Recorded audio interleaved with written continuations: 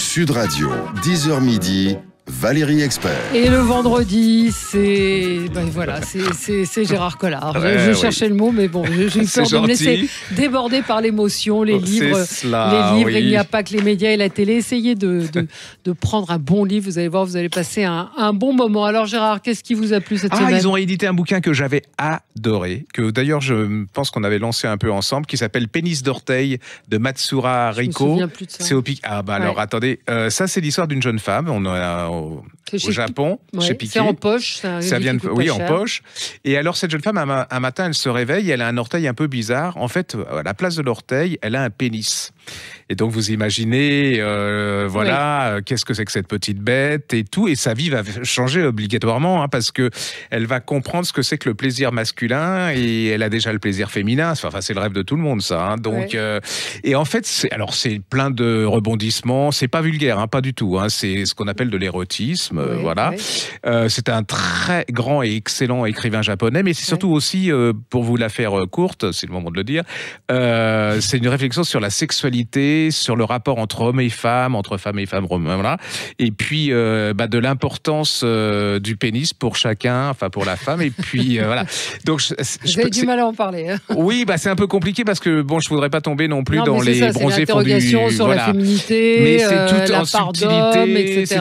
C'est en subtilité, c'est en finesse, c'est délicat. Puis je trouve que elle a super bien trouvé l'histoire parce qu'il fallait quand même imaginer ça. Ça, j'avoue que faut quand même être japonaise pour imaginer ça. Et c'est vraiment très très bien fait. Et c'est vrai que c'est une réflexion en se disant qu'est-ce qui attire l'homme chez la femme ? Est-ce qu'il y a uniquement le sexe ou il y a autre chose ? Allez-y. Donc ça s'appelle Pénis d'orteil de Matsura Rieko et c'est en collection Piquier Poche. Il y a 700 pages, donc vous avez mais ça vous met en forme. De quoi faire. Voilà.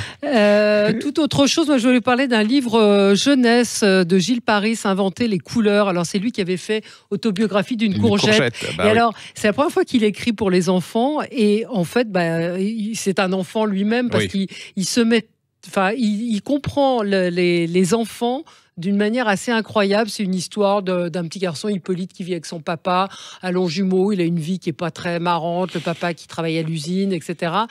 Et Hippolyte, il a des copains, Gégé, il a Fatou, et grâce aux couleurs, en fait, il dessine et il transfigure tous ceux qui l'approchent jusqu'à son papa. C'est un très joli livre. Moi, j'aime beaucoup les illustrations d'Aline Zalco.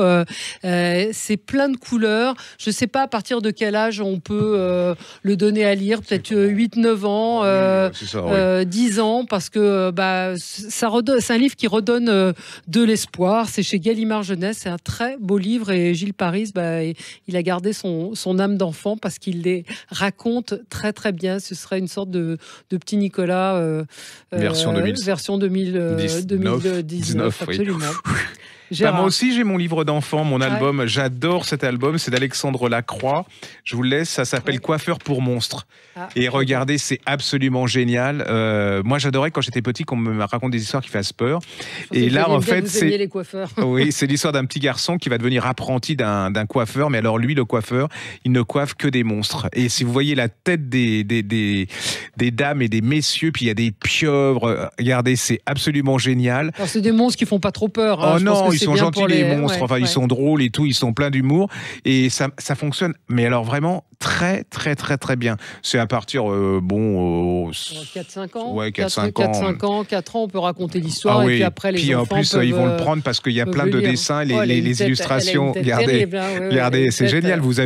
Ils peuvent regarder ça pendant des heures. Il y a plein de choses et ça les fait éclater de rire. Mais à la boutique, je sais qu'ils éclatent de rire avec ça dans les mains. Allez, un roman. Ah oui, alors je suis toujours un peu les gens qui sont hyper célèbres et qui vendent beaucoup. Je me dis, j'ai pas besoin d'en parler, mais là, j'ai tellement aimé. C'est le dernier bouquin de Tilliez qui s'appelle Lucas. C'est paru au Fleuve Noir.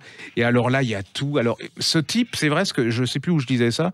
Il y a des gens comme ça, on se dit, il va se planter un jour, il peut pas faire mieux. Et il avait fait Charcot. Et là, dans cette histoire, alors vous avez tout. Vous avez une jeune fille. Alors il y a un couple qui désire avoir un enfant, ils peuvent pas. Ils décident de louer le ventre d'une jeune fille. Et cette jeune fille, elle disparaît complètement. Vous avez un corps mutilé que vous retrouvez dans, je crois que c'est la forêt de Bondy. Vous avez aussi un type qui a une lettre, une enveloppe dans la main. et là, il y a l'heure de sa mort et plein d'annonces et l'endroit où il va mourir. Et ça se réalise et c'est une sorte de course contre la montre 24 heures. Mais alors, c'est plus que ça, parce que c'est Tilliez. Donc, Tilliez, c'est une réflexion sur notre société, sur Internet, sur Facebook, sur est-ce que les machines commencent à nous bouffer. Ouais, et à nous diriger complètement. Il y a un suspense, mais absolument d'enfer. Puis alors, il y a le couple qu'on retrouve dans Charcot, et puis il y a un nouveau couple de policiers aussi, alors tout en fêlure.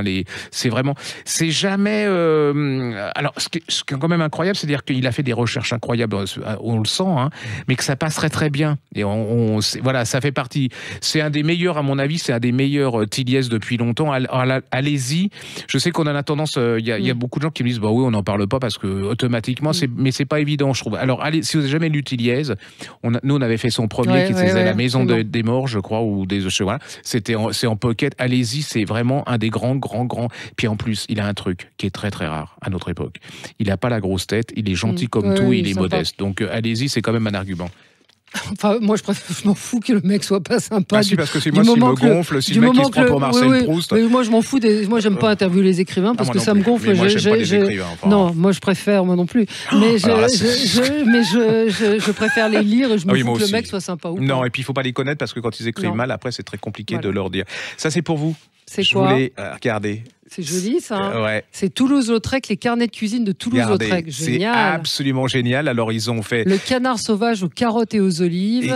Et regardez, c'est avec plein d'illustrations, des peintures et des... La tarte frangipane. C'est chouette, la couverture, c'est assez réussi. C'est aux éditions du Chêne. C'est génial, très beau bouquin. Ouais. C'est gentil. Bistrot, donc c'est de la cuisine. Bon, j'ai tout cassé. C'est de la cuisine c'est de la cuisine de bistrot. Avec des illustrations, des dessins de Toulouse-Lautrec, parce qu'il a énormément dessiné effectivement les bistrots, les cafés de Paris. C'est à la fois un livre de cuisine, puis alors j'ai regardé, elles sont faisables. Enfin, c'est pas des trucs. Fond d'artichaut au foie gras, et comme ça va être la fête des pères et la fête des mères, et ben là vous avez un joli cadeau qui est livre d'art et livre pratique. Pensez plutôt que d'acheter une friteuse à votre maman, achetez un livre de cuisine. Ou alors une cravate à votre père. Il y en a marre, quoi. Vient de paraître en folio. Vous savez combien j'aime Philippe Roth, l'écrivain américain. Pourquoi écrire ? C'est un recueil inédit qui regroupe 3 livres du côté de Portenoy. Parlons travail et explications alors c'est entièrement inédit en français. Ça paraît en format poche par Folio, donc il faut saluer cette initiative de Folio. Et c'est vraiment pour les gens qui aiment Philippe Roth parce que c'est son rapport à l'écriture, au métier d'écrivain. Mais je pense que parmi les gens qui nous écoutent sur Sud Radio, il y a des gens qui, comme moi, aiment beaucoup Philippe Roth. Voilà. Alors juste pour vous dire que si vous aimez Philippe Roth, là je ne savais pas que vous alliez en parler, mais il faut lire aussi Malamud. Malamud, c'est un peu l'équivalent et ça se passe à Chicago, lui. Et c'est un énorme écrivain et je trouve qu'on n'en parle plus du tout, alors que c'est vraiment des grands bonhommes du XXe siècle, écrivains américains. Il y a aussi un autre livre que j'ai adoré de Dan Frank qui s'appelle Le vol de la Joconde chez Grasset. C'est très très sympa. Vous connaissez l'histoire, on vole la Joconde, mais le problème là-dedans, c'est qu'il y a deux, je vous dis pas qui, il y a Picasso, puis il y en a un autre. Ils ont acheté des statues au gars qui a volé la Joconde. Et ils ont peur, franchement, ils ne savent plus quoi faire de cette statue.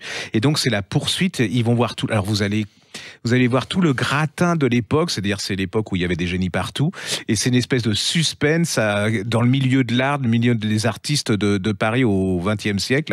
Allez-y, c'est un tout petit bouquin, regardez. C'est la couverture super, avec une Joconde un peu floue. C'est un peu une histoire de la culture française, mais version au quotidien. Vous voyez Picasso qui tremble, ils ont tous la trouille de se faire arrêter et tout. C'est une sorte de polar, culturello, intellectuello, sympa. Mais très lisible, parce que Dan Frank, moi j'aime beaucoup Dan Frank. Il ne faut pas des choses... je trouve il écrit très très bien. Il avait écrit un truc en 3 tomes sur l'histoire de la France au niveau culturel du XXe siècle. C'était absolument extraordinaire. Ça va être Cannes. C'est déjà commencé depuis 3 jours. Oui, mais ça c'est très sympa. Ils ont fait grands films pour les petits. Bah si, parce que ça permet c'est des films vintage, ce qu'on appelle vintage, c'est des grands Tarzan, classiques. les contes de l'horloge magique. Voilà, regardez, c'est vraiment des trucs qu'on regarde plus parce qu'il y en a un peu marre. On leur fait regarder. Le problème de cette génération, moi, si j'adore parce que je trouve que cette génération, on leur fait croire que le cinéma, ça a commencé avec. Mais pourquoi en faire un livre? Pardon de faire parce que polémique, mais non, mais parce que vous allez voir les films. Parce que les parents. Non, mais ça, c'est parce que les parents n'ont même plus eux-mêmes. Non plus la connaissance de absolument. Ces films, et là, Rio Bravo, voilà. Les contrebandiers du Moonfleet. Les contrebandiers du Bounty, c'est extraordinaire. Et donc les gens n'ont plus de culture de base comme ça, des vieux films. Et maintenant, si vous n'êtes pas Tarantino ou Jarmusch, alors que ça, c'est quand même là, c'est comme si vous me disiez qu'il n'existait rien avant Houellebecq ou Bec BD, vous voyez. Donc il y a quand même eu des petites gens avant qui sont intéressants. Et donc, voilà, moi je trouve que c'est très intéressant. C'est le réalisateur et scénariste Nicolas Boukrieff qui l'a coécrit avec sa femme Lydia Boukrieff, donc ils connaissent bien, sont des amoureux du cinéma. C'est chez Grund en collaboration avec Arte Éditions. Voilà. Et j'ai juste je sais pas si j'en avais déjà parlé, mais je suis fou de ce bouquin qui est reparu. Ça s'appelle Belphégor d'Arthur Berned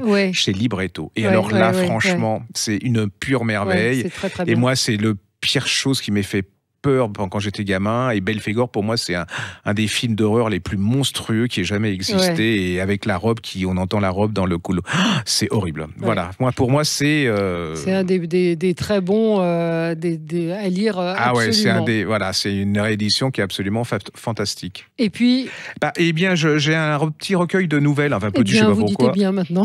Oui, je viens. C'est maintenant, ça vient de sortir.